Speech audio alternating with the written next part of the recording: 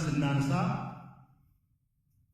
በጣም ቬሪፋይድ የሚደረግ ብዙ ሪሰርችና ምስክር የማንፈልግለት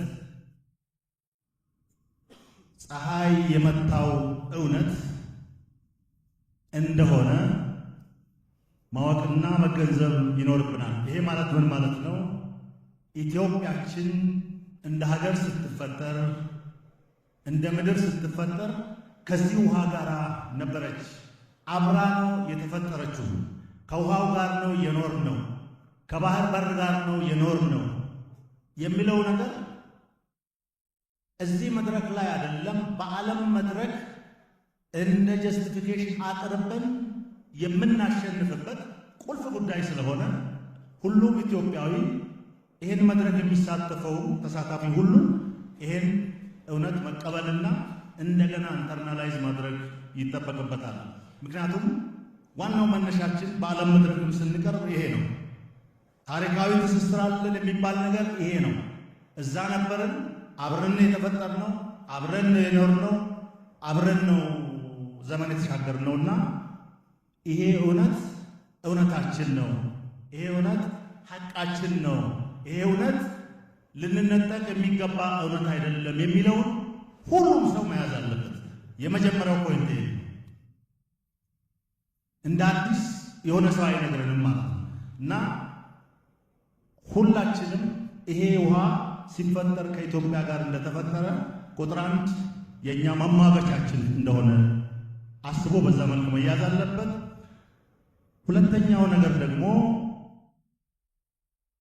ከባህር እንዴት ተነጠልን ታዲያ? አብረን ከነበርን ኢትዮጵያችን አብራ ከዚህ ውሃ ጋር ከተፈጠረች እንዴት ተነጠልን የሚለው ጉዳይ ይሄ ትውልድ የኢትዮጵያ ሕዝብ ዜጎቻችን ሁሉ ማወቅ መቻል አለባቸው። የተነጠልነው በታሪካዊ ጠላቶቻችን ሴራና ደባ ምክንያት እንደሆነ በደንብ መረዳት አለበት። ታሪካዊ ጠላታችን እንዴት አድርገው ነው ይሄን እንድንነጠቅ ያደረጉት? የተለያዩ ጉዳዮችን ተጠቅመዋል። የመጀመሪያው ጉዳይ የአስተሳሰብ ችግር ያለባቸው ዘመን የተሻገሩ ዛሬም ያሉ ባንዳዎች እነሱን ተጠቅመው ነው። ይሄንን ስናገር ለማመጻደቅ ሳይሆን ዳር ኢትዮጵያኖች ናቸው። ሆኖም ግን ይህ የብሔራዊ አጀንዳ የሆነውን ጉዳይ፣ ይሄ የህልውና ጉዳያችን የሆነውን ጉዳይ፣ ይሄ የእስትንፋሳችን ጉዳይ የሆነውን ጉዳይ፣ ይሄ የወደፊት የኢትዮጵያን ጉዞ የሚወስነውን ትልቅ ጉዳይ አሳልፎ ሲሰጡ የሆነ አደርነት ጉዳይ እንደተጠበቀ ሆኖ ከበስተጀርባ ያለው ትልቁ ተራራ ግን የኢትዮጵያ ታሪካዊ ጠላት ነው የሚለው መያዝ መቻል አለበት። ሌላው ቅድም እንዳነሳሁት ኮዞች ይሰጧቸዋል። እነዚህ ኮዞችም ዛሬም ጭምር የኢትዮጵያን ሕዝብ በአስተሳሰብ እንዲላይ፣ አንድ ላይ እንዳይቆም፣ እንዳይተጋገዝ፣ አንድነቱን እንዳያስብ እያደረጉት ናቸው። እነዚህ ኮዞች አንዳንዱ ቅድም እንዳልኩት የብሔር ስም፣ የመንደር ስም፣ የሃይማኖት ስም፣ የጎሳ ስም፣ የተለያዩ ጉዳዮች፣ የፖለቲካ አስተሳሰብ ልዩነት ስም እነኚህን እየሰጡ አንድ ላይ እንዳንቆም፣ መቼም አንድ ላይ እንዳንቆም፣ መቼም በጋራ እንዳንቆም፣ መቼም ስለዚህ ጉዳይ አጀንዳ እንዳናደርግ፣ መቼም ይህን ጉዳይ አስበን በዚህ ጉዳይ ላይ የህይወት መስዋዕትነት እንዳንከፍል አድርገዋል። አድርጎም ተሳክቶላቸዋል። እንደገናም ደግሞ ዛሬም እንደዚሁ እያደረጉ ይገኛሉና ይሄ መታወቅ መቻል አለበት። ሁለቱ ነጥብ በጣም ቁልፍ ነው። ታሪካዊ ጠላት ባለቤቱ ነው። ማሳለጫው የሀገር ውስጥ ባንዳዎች ናቸው። ዛሬም እነዚህ አይነት ቡድኖች፣ ግለሰቦች አገር ቤት ውጭም ይሰራሉ። ዛሬም ጭምር ይሟገታሉ። ዛሬም ጭምር ይሄ አጀንዳ ትክክለኛ አጀንዳ እንዳልሆነ፣ የብሔር አጀንዳ እንደሆነ፣ የፓርቲ አጀንዳ እንደሆነ፣ የግለሰቦች አጀንዳ እንደሆነ፣ ወቅታዊ አጀንዳ እንዳልሆነ እንዲህ አድርጎ ይናገሩ። ከእንዲህ አይነት ያስተሳሰብ ውንብድና ወጣቱ በደንብ ገብቶት ራሱን መጠበቅ መቻል አለበት። የኔ ኮር መልእክት እዚህ ጋር ነው። ውሃ አይዝም። አሁን እየነገሩን ያሉት ጉዳይ ውሃ አይዝም። ይሄን ማወቅ በጣም አስፈላጊ ነው የሚሆነው። ቶሎ ለመሄድ ያክል ታዲያ የባህር በር በእነዚህና በእነዚህ ጉዳዮች አተን ከቆየን ምንድነው ያደረሰብን ጉዳት፣ ምንድነው ያደረሰብን ጣጣ የሚለው ነገር አንደኛ ተጋላጭነታችንን በጣም አሰፋው። የባህር በር ያለመኖሩ ጉዳይ የኢትዮጵያን ተጋላጭነት በጣም አሰፋው። ኢትዮጵያን አቀጨጫት።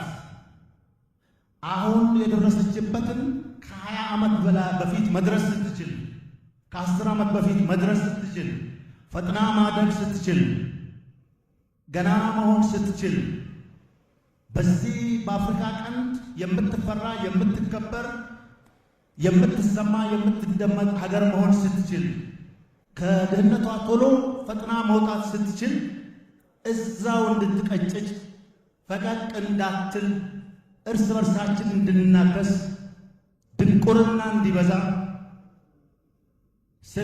ስለ ሀገራችን ስለ ኢትዮጵያ አፋችንን አውጥተን ከፍተን እንዳንናገርና ዓለም እንዳያዳምጠን ሆኖ ቆይቷል ለብዙ ጊዜ።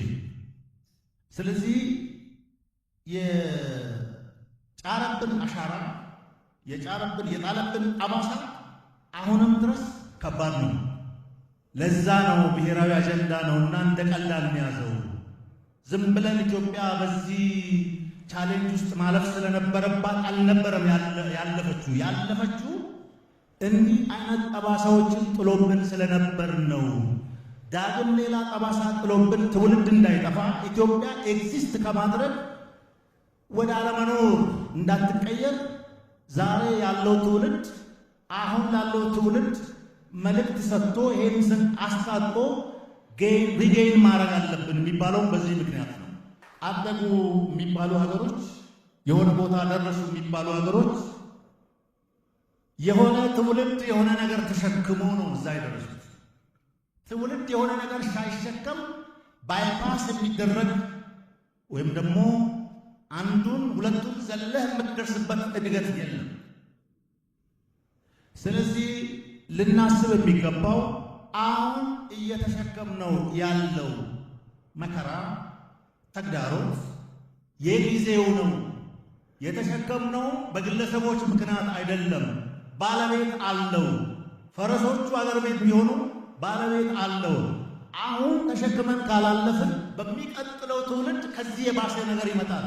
እንደ ኢትዮጵያ ኤግዚስት የማድረግ ችግር ይመጣል ብለን እንሸከመው፣ ተሸክመን እንሻገረው፣ ጨክነን እንለፈው ብለን ማሰብ አለብን እንጂ የከሌ ነው ጣጣ ያመጣብን፣ ፓርቲ ነው ጣጣ ያመጣው፣ አሁን ያለው የፖለቲካ አስተሳሰብ ነው ምናምን ብለን እነሱ የሚሉትን ቃል ከደገምንላቸው እንዘናጋለን። ዞር ያደርጉናል። እቺን አጀንዳ ይነጥቁናል። ይሄን ሐቃችንን ይወስዱብናል። ከግብ እንዳይደርስ ያደርጉብናል። ዓለም ተቀብሎን ሳለ አገር ቤት አንዳንድ ጉዳዮች ተፈጥሮ ወደዚህ ነገር እንዳንረባረብ ያደርጉናል። እንዳንዘናጋ። እኔ ወታደር ነኝ። በፊታችሁ ቆሜ አሁን የምላችሁን ነገር ስነግራችሁ ለእናንተ ሲያስፈልግም ስንኖርም ለእናንተ ነው የምንኖረው። አስፈላጊ ሲሆንም ደግሞ ሕይወት መስዋዕትነት ስንሰጥ ለእናንተ ስለሆነ የታዳሙን ልብ ለማሞቅ ጥሩ ንግግር አልናገርም። እየነገርኳችሁ ያለሁት ሁሉ እውነት ነውና ጨከን ብለን ሰብሰብ ብለን ብሔራዊ አጀንዳ ነው ብለን እንሻገረዋለን ብለን እናገኘዋለን ብለን ነገ ቀን ይወጣልናል ብለን ይለወጣል ይሄ ጉዳይ ብለን በተለይ ዓለም ከኛ ጋር ቆሟል የሚለውን ሰንቀን ይሄን ነገር እጃችን ላይ ማስገባት አለብን። እዚህ ጋር ቆሜ የምነግራችሁ በድፍረት ይሄ ነገር እጃችን ላይ ይገባል። ወጣት ሆይ፣ እዚህ ያላችሁ ታዳሚዎች ሆይ፣ ጊዜው አሁን ነው። ይሄን ነገር ሪጌን የምናደርግበት ጊዜው አሁን ነው። አመሰግናለሁ። ኢትዮጵያ ለምለሟ አበባዬ ሳስብሽ ይፈሳል እምባዬ በላዬ ሳስብሽ ይፈሳል